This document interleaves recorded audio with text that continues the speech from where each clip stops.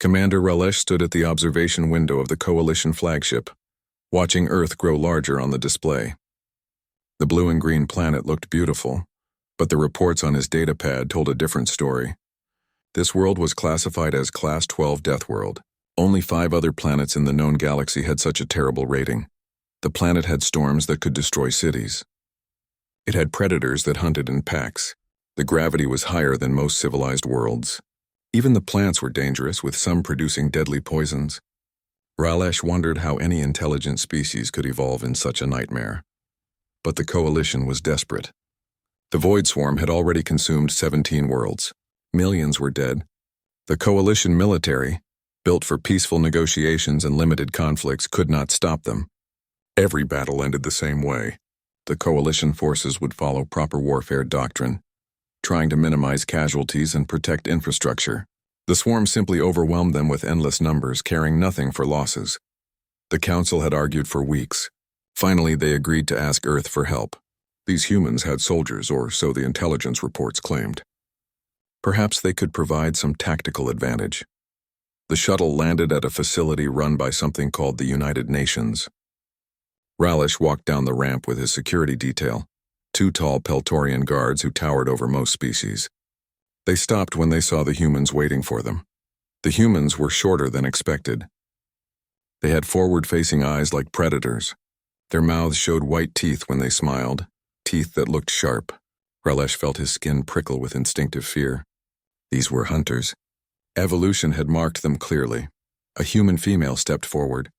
She wore formal clothing and smiled, though Ralesh noticed the smile did not reach her eyes. "Commander Ralesh, welcome to Earth. I am Representative Hai Kim. We received your message." They went inside to a conference room. Ralesh explained the situation. The Void Swarm was unstoppable. They needed military assistance. Could Earth provide soldiers? Hai listened carefully. When he finished, she leaned forward. "Commander, I need to make something clear. When you say soldiers, what exactly do you mean?" Ralesh blinked in confusion. "Trained military personnel, warriors who can fight. And when you say fight, what do you expect them to do?" "Follow Coalition warfare doctrine, of course. Minimize casualties. Preserve infrastructure. Engage in tactical skirmishes until negotiation becomes possible." Hai was quiet for a long moment. "Commander, the swarm does not negotiate." "You said so yourself." "Yes, but proper military protocol must be maintained. Civilization depends on rules, even in warfare."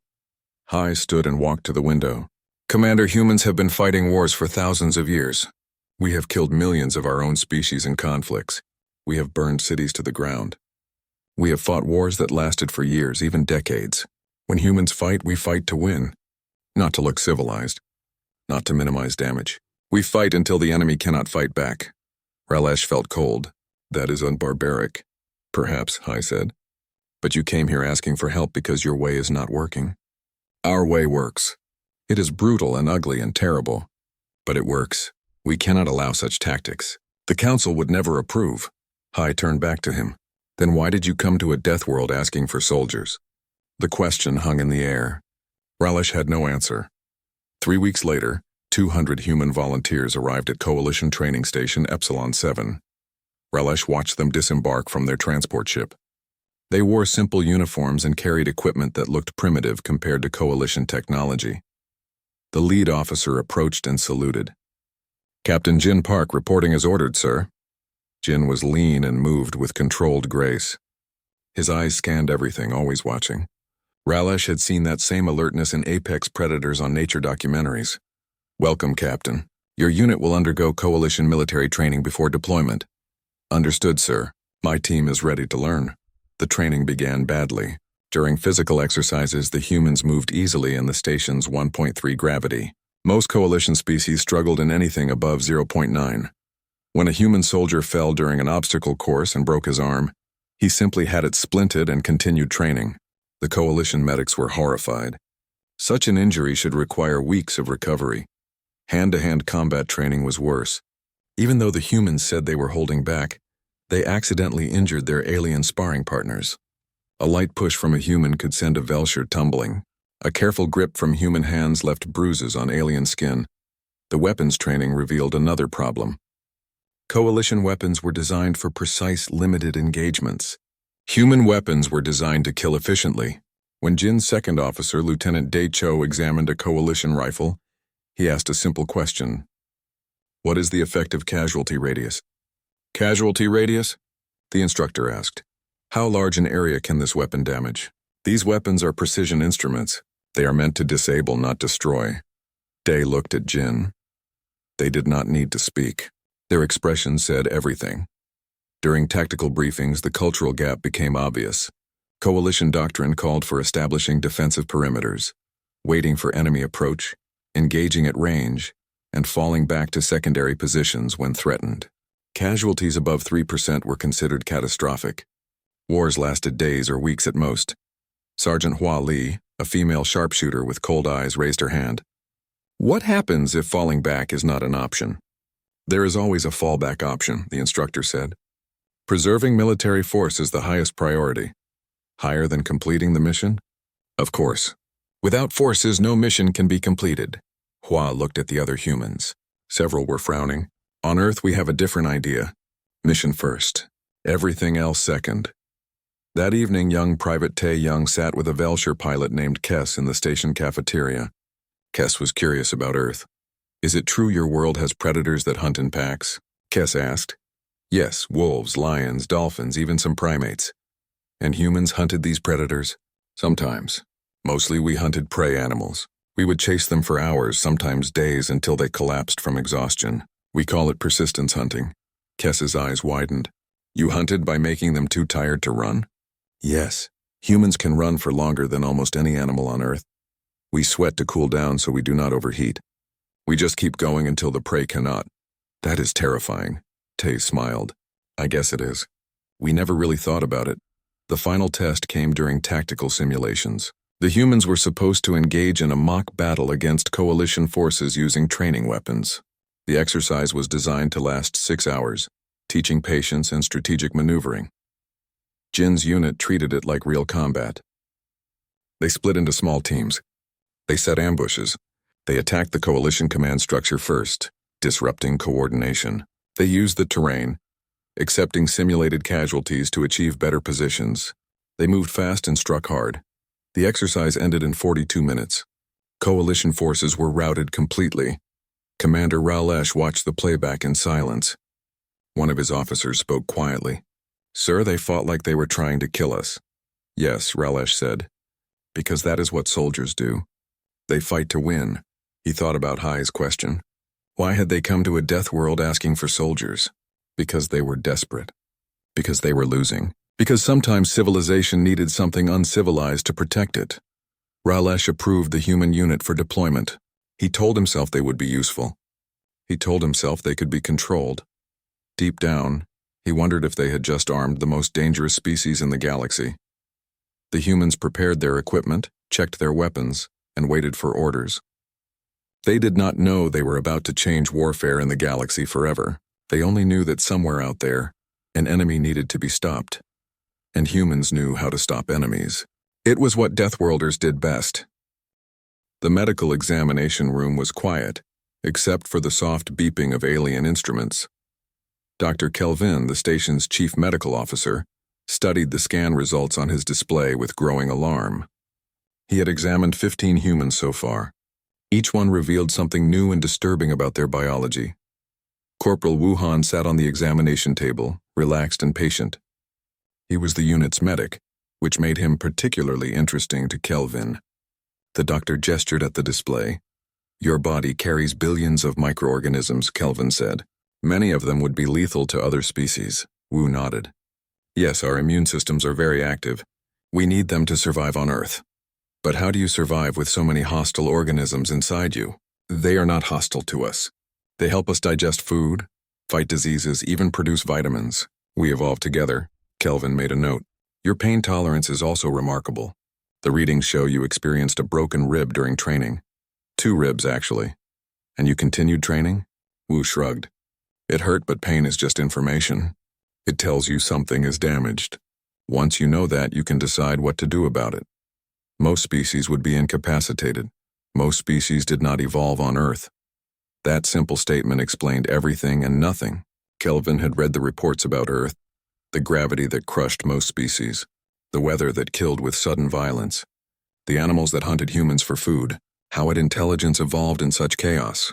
The answer walked on two legs and smiled with predator teeth. Intelligence evolved because it had to. On Earth, you adapted or you died. In another part of the station, Captain Jin Park sat across from Commander Ral Esh in a briefing room. Between them lay a data pad showing coalition military doctrine. Ral Esh was trying to explain proper warfare procedures. When engaging an enemy force, you establish clear firing lines. You announce your intentions. You provide opportunity for surrender before applying lethal force. Jin listened politely. And if the enemy does not surrender? You escalate gradually. First warning shots, then disabling fire. Only as a final resort do you target vital systems or personnel. How many worlds have you won using these tactics? Ralesh stiffened. War is not about winning. It is about resolving conflicts with minimal bloodshed. The Void Swarm has taken 17 worlds. How many will they take while you provide warning shots? You do not understand. Civilization requires rules. Jin leaned forward. His voice stayed calm, but his eyes were hard. Commander, I understand perfectly. You want to fight a war without fighting. You want to stop an enemy without hurting them. You want to protect your people without risking your soldiers. These things are impossible. Human warfare is too brutal. We cannot adopt such methods, then you will lose. The swarm does not care about your rules. They will keep coming until nothing is left. You can die civilized or you can live like us. Choose. The words hung in the air like a blade. Ralesh wanted to argue, but he remembered the 17 dead worlds. He remembered the millions of casualties. He remembered why they had gone to Earth in the first place. What do your people call warfare? Ralesh asked quietly. Necessary, Jin said, and terrible. And something we will do so others do not have to. That evening, Private Tae Young shared a meal with Pilot Kess in the cafeteria. Their friendship had grown over the weeks. Kess was fascinated by human culture and asked endless questions. Tell me about Earth history, Kess said. How many wars have your people fought? Tae thought about it.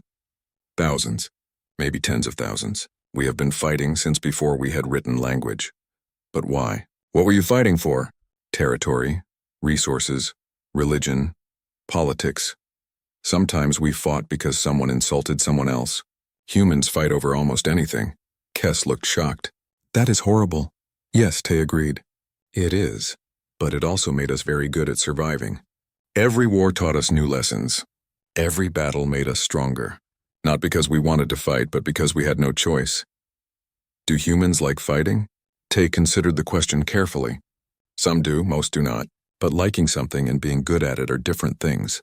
I do not like that the galaxy needs soldiers, but I'm good at being a soldier, so here I am. Are you afraid of dying? Yes, fear keeps you alert, but I am more afraid of failing. If I die protecting others, that is acceptable. If I live while others die because I was not good enough, that would be unbearable. Kess was silent for a while. Finally, she spoke. Humans are very strange, Tae smiled. I know. The real problems began during integration training. The humans were supposed to learn how to fight alongside coalition forces. The two groups would operate together during the coming deployment. The first joint exercise was a disaster. Coalition soldiers moved in tight formations, each position carefully coordinated. Human soldiers moved in loose groups, each team acting independently but somehow staying synchronized. When the simulation started, the coalition forces advanced in textbook formation. The humans scattered immediately. To the aliens, it looked like chaos. To Jin's unit, it was standard operating procedure. The coalition forces followed their training, advancing to contact and engaging at range. The human teams flanked them, moving through terrain the aliens thought was impassable. Within minutes, the simulation enemy had been surrounded and eliminated. The coalition soldiers had barely fired a shot. The alien commander looked confused. Where did they go? How did they move so fast? Sergeant Hua Li materialized from cover 20 meters away. She had been there the entire time, completely invisible. We did not move fast. We moved quiet. There is a difference. The coalition soldiers were unnerved. How could something that size hide so completely? Hua was not small by human standards, yet she had vanished in terrain with minimal cover. Lieutenant Dae Cho explained it to the confused aliens. Humans are ambush predators. We evolved to hunt prey that could hear and smell better than us. We learned to be very still, very quiet, and very patient. Then we learned to throw rocks and spears. Then we learned to make those weapons better. Then we learned to make weapons that could kill from far away. Hunting shaped everything about us. But you are intelligent beings, one alien protested. Surely you have moved past such primitive instincts. Day's smile was not comforting. Intelligence did not replace our instincts. It made them more effective. We are still predators. We just became very smart predators. That night, Commander Ralesh called an emergency meeting with his senior staff. The topic was simple but urgent. Could they control the humans if necessary? Their weapons are primitive, one officer said. Our technology is far superior. Technology does not matter if you cannot hit your target, another replied. Did you see how that human female disappeared? She could kill any of us before we knew she was there. They have killed more of each other than the swarm has killed of us, a third officer added. Earth's last major war killed 70 million of them. They did that to themselves. Imagine what they could do to us. Ralesh held up a hand for silence. We are not their enemies. They volunteered to help us. Unless we give them reason to turn against us, they will fight for the coalition. And if we do give them reason? The room fell silent. No one wanted to answer that question. Far below in the human quarters, Captain Jin Park briefed his unit. Tomorrow they would deploy to a real combat zone. The Void Swarm was attacking a colony world called Pelshar. 2 million civilians needed protection. Remember your training, Jin said. Remember why we are here. These people asked for our help. We will give it. No matter the cost, Sergeant Hua spoke up. What are the engagement rules, sir? Jin's expression was cold. We are here to stop the swarm. That is the only rule that matters. Do whatever is necessary to complete the mission. The soldiers nodded. They understood. This was not training anymore. This was war, and war was what humans did best. In his quarters, Corporal Wuhan checked his medical supplies one more time. He organized trauma kits, field surgery tools, and emergency medications. Other species would think he was preparing to save lives. They were right, but not completely. Wu was preparing to keep soldiers fighting. On Earth, medics did not just heal. They kept the unit functional. They kept warriors in the battle, because that was the only way to win. The station's lights dimmed for night cycle, but many humans stayed awake. They cleaned weapons. They checked equipment. They wrote messages to families back on Earth just in case. Tomorrow, the galaxy would learn what Deathworlders could do. Tomorrow, the Void Swarm would face an enemy they had never encountered before. Tomorrow, humans would go to war, and nothing would ever be the same. The transport ship dropped out of faster-than-light travel above Pelshar 3. Through the viewports, Captain Jin Park watched the planet below. It looked peaceful from orbit. Blue oceans, green continents, white clouds. 2 million people lived down there. They were depending on the coalition military to save them. Jin hoped they were depending on the right people. All units. Prepare for deployment. Commander Ralesh's voice came through the communication system. Human unit will deploy to defensive position Delta 7. That is a secondary position. Coalition forces will hold primary defensive lines. Lieutenant Day. Cho stood beside Jin. Secondary position means they do not trust us yet. They will learn, Jin said simply. The human unit loaded into dropships. 200 soldiers, all volunteers, all knowing this might be their last mission. Private Tae Young checked his weapon for the 5th time. Sergeant Hua Li sat perfectly still, her eyes closed, breathing slowly.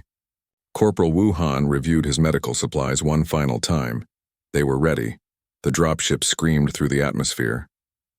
Jin felt the familiar tension in his stomach, the weight of command and responsibility. These soldiers trusted him to lead them well. The civilians below trusted him to protect them. He would not fail either group. Delta 7 was a minor defensive position protecting an evacuation route. Coalition Command had assigned it to the humans because they expected light contact there. The main swarm assault would hit the primary defensive lines. The humans would barely see combat. Coalition Command was wrong. The swarm arrived 3 hours early. Their bioships did not land gracefully. They crashed into the planet like meteors, deliberately destroying themselves to deliver their cargo. The ship split open and millions of insect-like warriors poured out, each one the size of a large dog, each one built to kill. Coalition forces engaged according to doctrine.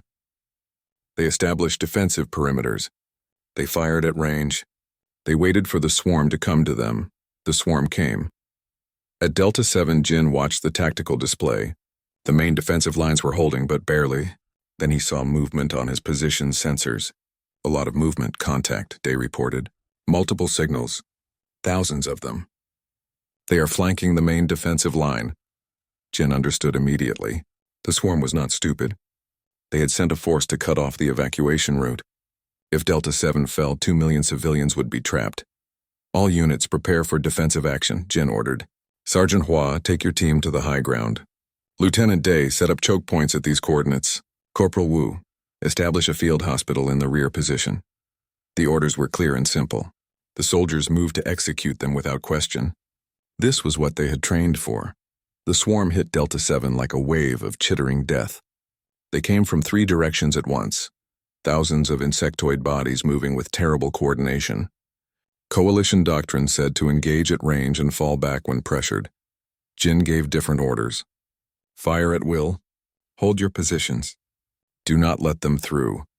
The human weapons spoke with a different voice than Coalition technology. Coalition rifles made clean, precise sounds. Human weapons roared. Where Coalition fire disabled individual targets, human fire cut through multiple enemies. But the swarm kept coming. For every one that fell, 2 more took its place.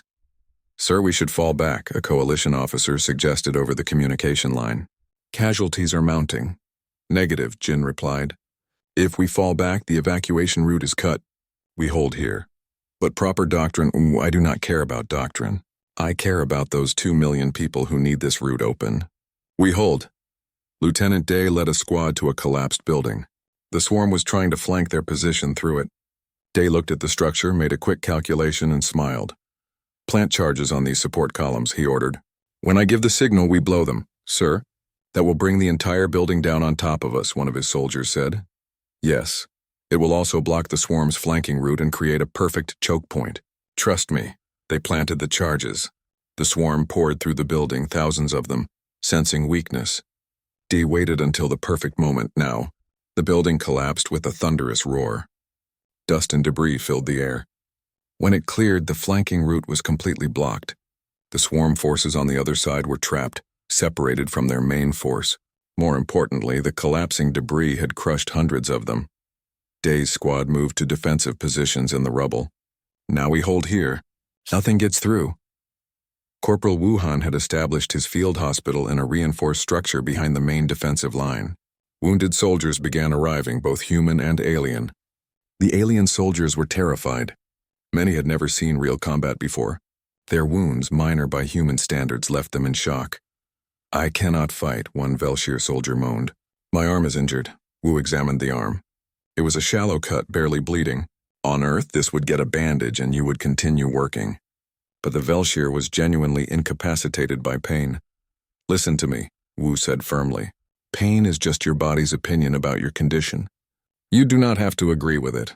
Your arm works. Your weapon works. You can still fight, but it hurts. Yes, fighting hurts. Dying hurts more. Your people need you. The civilians need you. You can handle pain or you can fail them. Choose. The Velshir stared at him, then slowly picked up his weapon. I will try. Good, now get back out there. Your squad needs you. More wounded came. Wu worked without stopping, treating injuries, keeping soldiers functional, and sending them back to the line. This was battlefield medicine. You did not have time for gentle care. You stopped the bleeding, set the bones, dulled the pain, and sent them back to fight. 3 kilometers away, Sergeant Hua Li had found her position. From the ruined top floor of a tall building, she had a perfect view of the battlefield. She could see the swarm command units, larger creatures that directed the smaller warriors. Hua settled into her shooting position. She slowed her breathing. Her heartbeat calmed. The world narrowed to her scope, her target, and the space between. The first command unit died before it knew it was in danger. The second fell moments later. Hua moved through targets methodically, choosing each shot with care. She was not fast. She was precise. The swarm began to react. They sent units to find her. Hua did not move. Moving would give away her position. Instead, she stayed perfectly still, trusting her camouflage and her patience. Swarm warriors searched the building below her. They passed within meters of her position. Hua did not breathe, did not blink, did not move a muscle. The hunters could not find her because she had become part of the landscape. When they left, she resumed shooting. Hours passed. The battle raged. Coalition Command kept ordering Jin to fall back. He kept refusing. His unit had taken casualties. 30 soldiers were wounded. 5 were dead. By human military standards, they were still combat effective.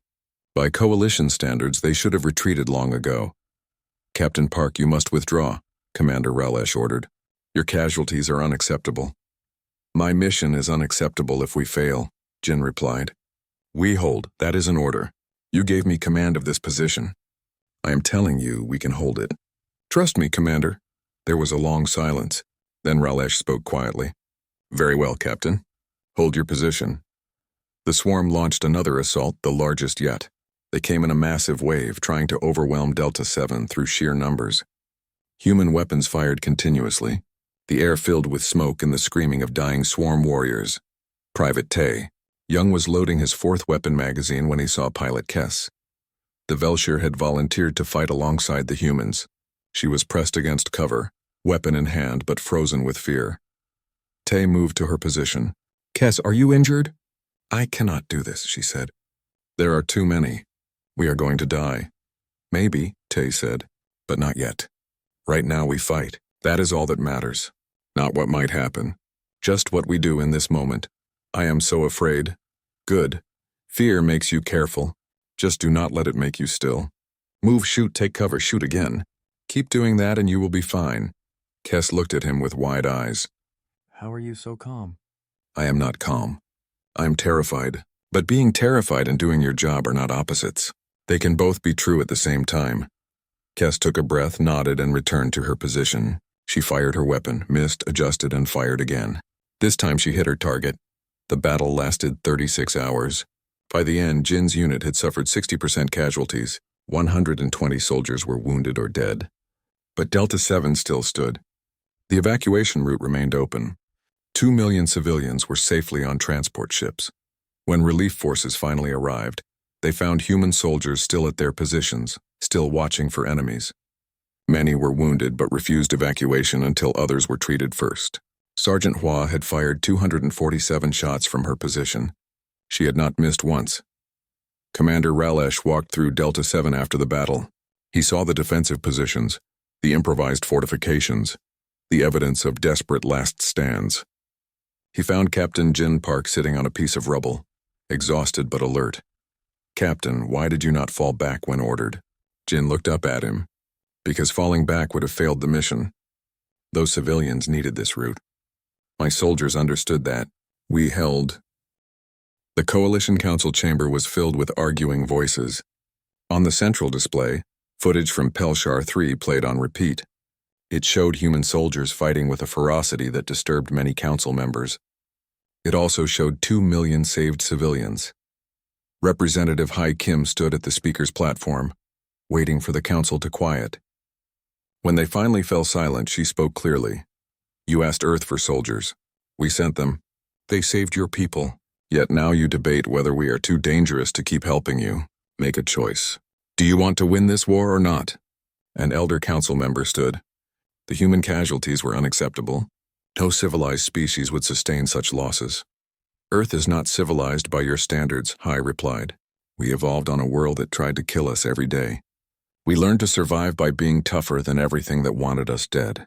You wanted that toughness to save you. Now you have it. But you cannot have only the parts you like. You get all of us or none of us. The council voted. The humans would continue fighting, but they would operate separately from regular coalition forces. They would be assigned to special operations where their particular talents were most needed. Hai returned to Earth with the decision. Within weeks, 2,000 more volunteers shipped out to join the war effort. Among them was Lieutenant Na Park, a naval officer and tactical specialist. She was also Captain Jin Park's younger sister. Jin met her at the military station where his unit was reforming. The Battle of Delta 7 had reduced his force significantly, but reinforcements were arriving. He smiled when he saw Na, though the smile was tired. You did not have to volunteer, he said. Yes, I did, Na replied. You are out here fighting. How could I stay home? Because one of us should survive to tell our parents we were not completely crazy. Na laughed, but it faded quickly. How bad is it really? Jin's expression grew serious. It is war. People die. Good people. People you know and care about. Every decision you make might save someone or kill someone, and you have to live with that forever. Are you trying to scare me? Yes, if you are not scared, you are not paying attention. Fear keeps you alive. Just do not let it stop you from doing your job. The swarm had changed its tactics. Intelligence reports showed they were avoiding sectors with heavy human presence. Instead, they focused attacks on areas defended only by coalition forces. The pattern was clear. The swarm had learned to fear humans. This gave Captain Jin an idea. He presented it to Commander Ralesh and the Tactical Planning Committee. We stop defending and start attacking, Jin explained. The swarm has staging areas where they gather forces before assaults. We find those areas and destroy them. That would require entering swarm-controlled space, an officer protested. The casualty rate would be extreme. The casualty rate for doing nothing is the entire galaxy, Jin replied. The swarm will not stop. We can wait for them to attack us forever, losing worlds one by one, or we can take the fight to them. This is not how wars are fought, another officer argued. This is exactly how wars are fought, Jin said. At least how they are fought to win. You engage the enemy where they are weak, disrupt their operations, and force them to react to you instead of acting freely. It is basic military strategy. Commander Ralesh studied the tactical maps. How many soldiers would this mission need? 500 humans. 50 alien volunteers who have fought alongside us and understand our methods. Fast insertion, strike hard, extract quickly. The survival rate would be below 30%. Yes, but the strategic impact would be worth it. One successful strike could delay swarm operations in 3 sectors for months. The Council approved the mission. They called it Operation Blackout. The goal was simple. Find a major swarm staging area and destroy it. Intelligence identified a target. A hive world in the outer rim where the swarm was breeding new warriors and building invasion ships. The planet was heavily defended. Getting in would be difficult. Getting out might be impossible. 500 human soldiers volunteered immediately. Among them was Lieutenant Na Park, who had specialized training in demolitions. Among the alien volunteers was Pilot Kess, who insisted on flying one of the insertion craft. Lieutenant Dai Cho studied the mission plans with his usual careful attention. The approach will be difficult. The orbital defenses are heavy. We have dealt with worse, Sergeant Huali said. She was examining sniper positions on the planet's surface. Even now she was planning how to kill from far away. The extraction will be the real problem, Corporal Wu Han added. Once we hit the target, the entire planet will respond. Getting everyone out will be nearly impossible. Then we make it possible, Jin said. This mission can cripple swarm operations. That is worth the risk. The strike force launched in stealth ships moving slowly through swarm territory. It took 3 days to reach the target planet. 3 days of silence and tension, knowing that discovery meant death. They landed on the dark side of the planet away from the main hive concentrations. The plan called for reconnaissance only. They would identify the primary targets and report back. But when Lieutenant Day reached the primary breeding complex, he saw something that changed everything. The complex was twice the size intelligence had reported. Millions of new swarm warriors were being grown there. If this facility became operational, the coalition would be overwhelmed. Day contacted Captain Jin. Sir, we need to destroy this facility now. If it reaches full production, the war is over. We are not equipped for a full assault, Jin replied. Our orders are reconnaissance only. Orders do not matter if we lose the war. This is our chance. We might never get another. Jin was silent for a long moment. He thought about the rules, the proper procedures, the chain of command. Then he thought about the billions of people depending on them to make the right choice, not the safe choice. All units, new mission. We destroy the breeding complex, execute. The battle was fierce and close. The humans fought their way into the hive structure, using explosives and small arms in tight corridors filled with swarm warriors. Every meter was bought with blood. Every room was a new fight. Private Tae Young saved Pilot Kess's life when a swarm warrior attacked from behind. He took 3 deep cuts across his chest, wounds that should have killed him. Instead, he killed the warrior and kept fighting, one hand pressed to his wounds, the other holding his weapon. Kess stared at him in horror. You are bleeding everywhere. You need medical attention. Later, Tae said. Mission first. Lieutenant Na Park led the demolition team deeper into the complex. They planted charges on the primary support structures and the breeding chambers. The swarm realized what was happening and began pouring forces toward their position. "We need 5 more minutes to set the charges properly," Na reported. "You have 3 minutes," Jin replied. "Then I am pulling everyone out whether you are ready or not. 5 minutes or the explosion will not be big enough. 3 minutes or you will be in the explosion. Choose." Na looked at her team. They were working as fast as possible, but the swarm was getting closer. She made a decision that her brother would understand because it was the same decision he would make. "Team, evacuate now. I will finish the charges." "Sir, you cannot do it alone in time." "That is an order. Go. Tell my brother I said this was worth it." The team hesitated, then obeyed. They fell back toward the extraction point, fighting every step. Na worked alone, setting the final charges with hands that did not shake. She had been trained for this. She knew the risks. The swarm broke through her position's defenses. Na armed the charges and set the timer for 30 seconds. Not enough time to escape. Exactly enough time to make sure the job was done. She activated her communication device. "Jin, this is Na. The charges are set. 30 seconds. Get everyone out. No, it is worth it. The mission matters. Remember that. Tell our parents I love them. Tell them I died doing something important. Na, please. Run, brother. That is an order."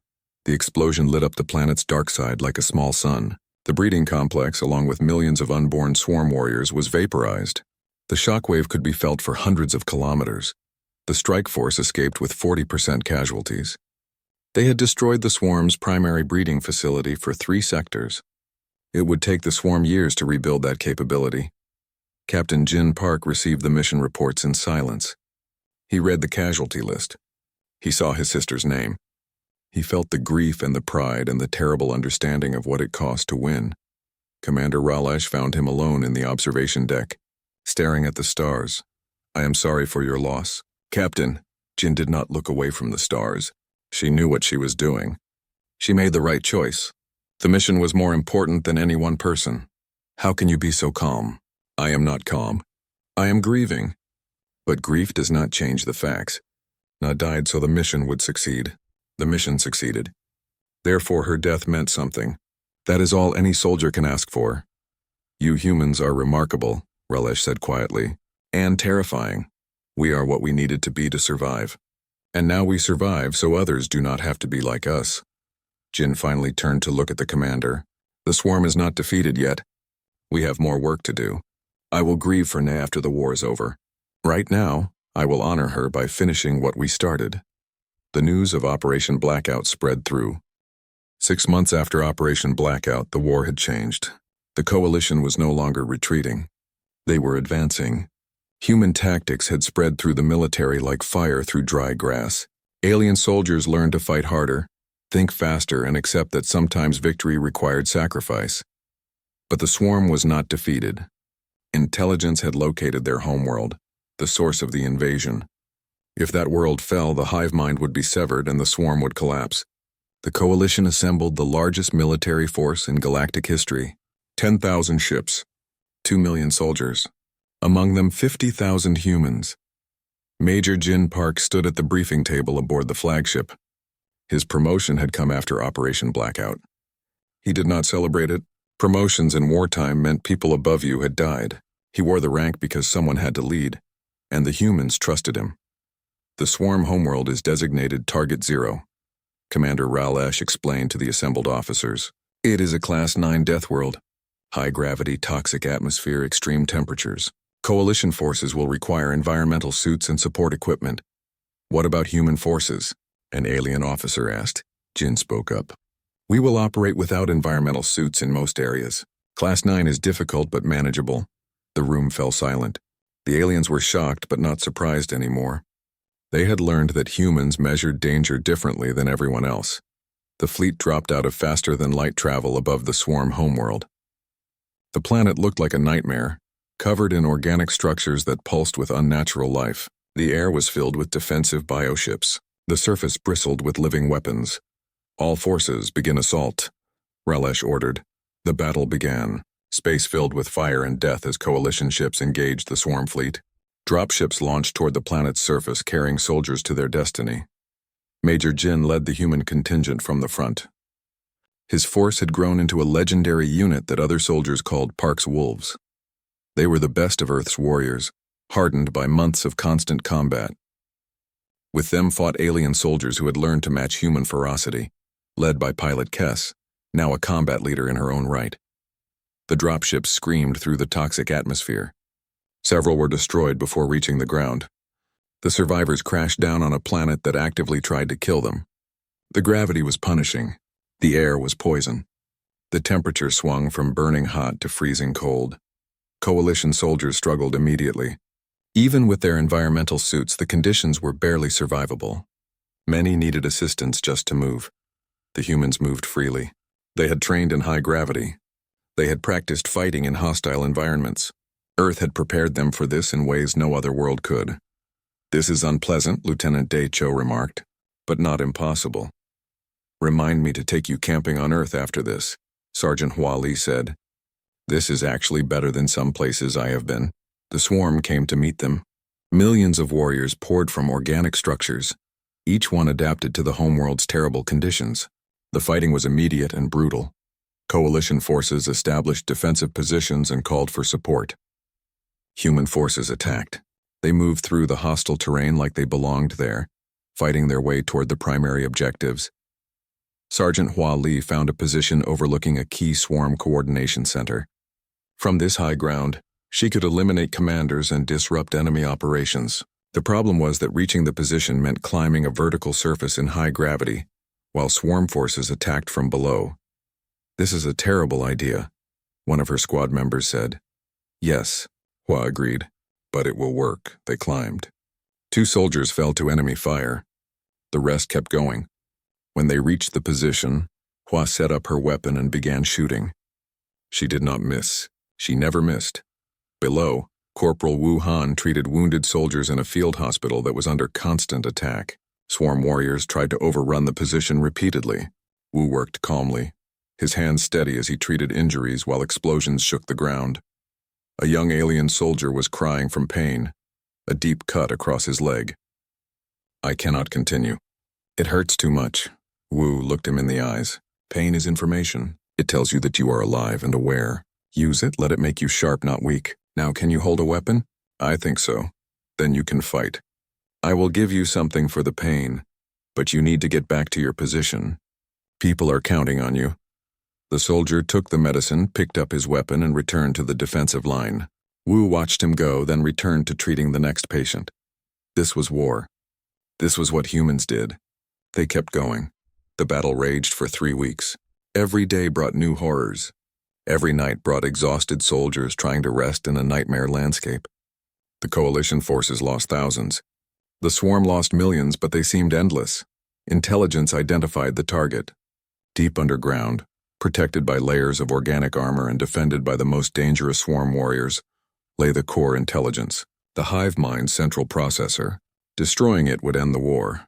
Getting to it would be nearly impossible. Major Jin called for volunteers.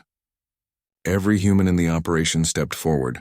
200 alien soldiers, veterans who had fought alongside humans and learned what it meant to be a warrior, also volunteered. "This is a one-way mission," Jin told them honestly. "The chances of anyone returning are very small. But if we succeed, the war ends. Billions of lives will be saved. Is that worth it?" Every soldier nodded. They understood. Some things were worth dying for. The assault force moved into the underground complex. The swarm threw everything at them. The tunnels were narrow and dark, filled with warriors designed specifically to kill in these conditions. Every meter cost blood. Lieutenant Day Cho led his squad to plant explosives at key structural points. The plan was to cause a controlled collapse that would open a path to the core intelligence. The problem was that setting the charges required someone to stay behind and trigger them at the right moment. Day looked at his squad. They were young, most of them. They had families waiting back home. He was older. He had lived a full life. The choice was easy. "Squad, fall back to the main force. I will handle the charges." "Sir, you cannot." "That is an order. Tell Jin that he taught me well. Tell him I made the right call. Now go." They hesitated, then obeyed. Soldiers followed orders even when it hurt. Day set the charges carefully, planning the explosion with precise calculation. When the swarm broke through to his position, He triggered the detonation. The tunnel collapsed, crushing hundreds of swarm warriors and opening the path to the core. Day died instantly, buried under tons of organic matter. He died doing his job. The assault force pushed deeper. They were down to 300 soldiers now, and the worst fighting still lay ahead. The core chamber was defended by swarm warriors that were bigger, faster, and more deadly than anything they had faced before. Major Jin led from the front. His weapon was empty, so he fought with a combat knife. An enemy warrior knocked him down. Pilot Kess shot it before it could kill him. "We are even now," she said, pulling him up. They fought side by side, human and alien, working together, because they had learned to trust each other. The galaxy's divisions did not matter here. Only the mission mattered. Sergeant Hua Li emptied her weapon into a swarm warrior that was about to kill 3 coalition soldiers. When it kept coming, she threw her empty weapon aside and picked up a fallen soldier's rifle. She kept firing. "How are you still going?" one of the coalition soldiers asked in amazement. "Because stopping is not an option," Hua replied. They reached the core chamber. The hive mind's central intelligence was a massive organic structure that pulsed with terrible life. It coordinated trillions of swarm units across hundreds of light years. Destroying it would end everything. The chamber was guarded by the largest swarm warriors they had ever seen, each one the size of a vehicle. The remaining soldiers formed a defensive line while engineers set antimatter charges. "We need 2 minutes," one engineer reported. "You have it," Jin replied. The defense held. Barely. Soldiers fell, but the line never broke. When someone died, another stepped into their place. This was what they had trained for. This was what they had come to do. The charges were set. Jin gave the order to evacuate. The assault force fell back, fighting every step. They were down to 127 soldiers now. Behind them, the antimatter charges detonated. The explosion was massive, contained underground but still powerful enough to shake the planet's surface. The core intelligence was destroyed.